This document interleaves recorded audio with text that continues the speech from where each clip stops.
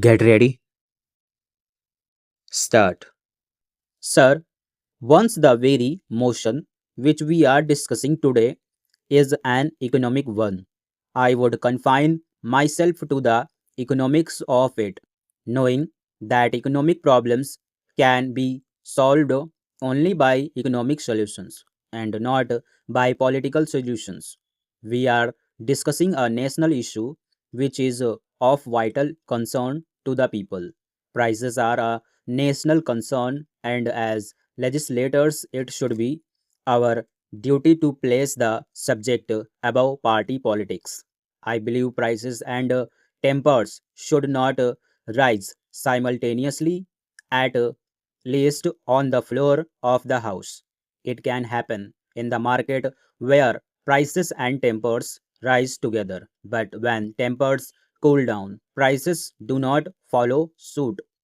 That being the experience of life, let us try to understand the problem rationally, logically, and dispassionately.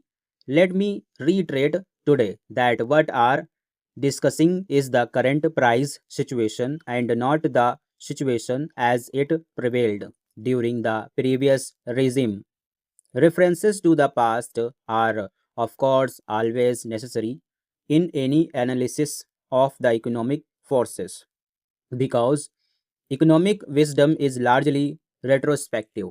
But let us not be bogged down in mutual recrimination because we want this debate to generate more light than heat. And that I hope that is the desire of everyone participating in it. But that has not been the trend so far. When we discuss the trend in the current prices, we have to remember the positive indications. It is a fact that the annual rate of inflation in terms of the wholesale price index has come down progressively from 22% in January 1986 to 14% in the January 1997 and further to 10% in August 1997. I am afraid I have to give some figures because we have heard distorted figures and I would like to correct the position in August last year. The wholesale price index had risen by 12% over that of the previous year, but on August this year it rose only by 6%.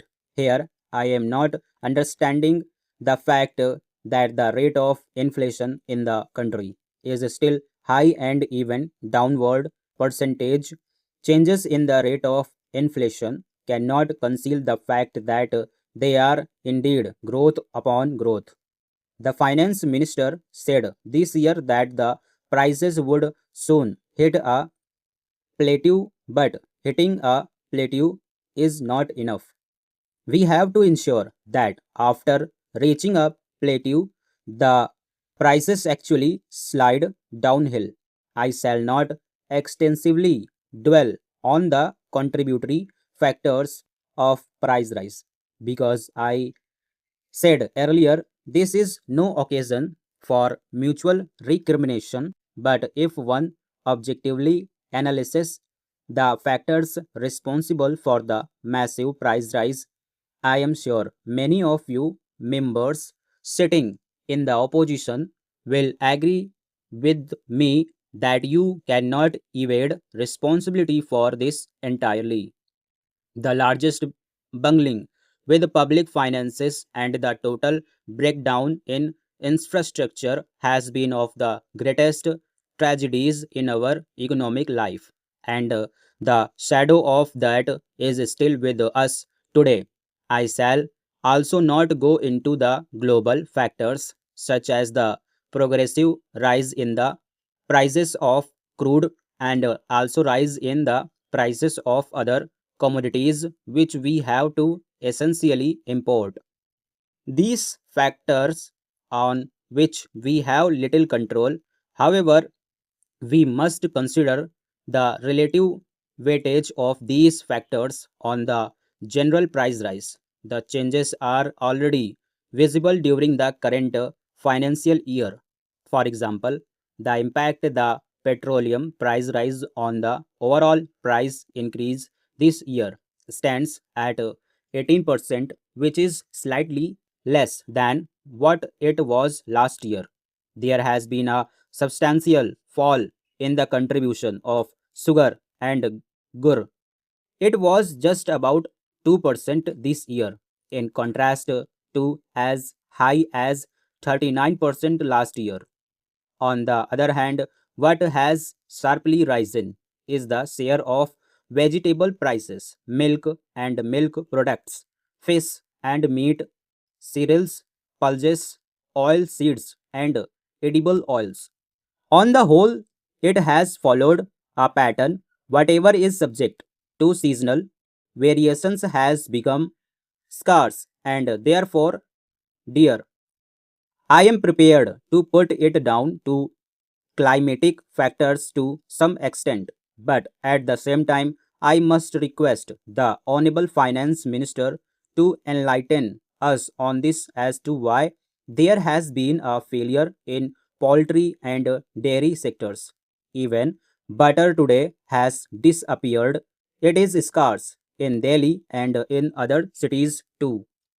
We would like you to enlighten us as to why such a situation has arisen. There are other confusing issues. We are told by the Agriculture Ministry that there has been a good sugarcane crop this year. If that has been so, why are we importing 2 lakh tons of sugar this year? We are fortunate that the agriculture minister is sitting here. I would like him to enlighten us on this point. I hope that finance minister will bridge this small information gap. Let me go to the main strategies that are being applied by the government. Stop.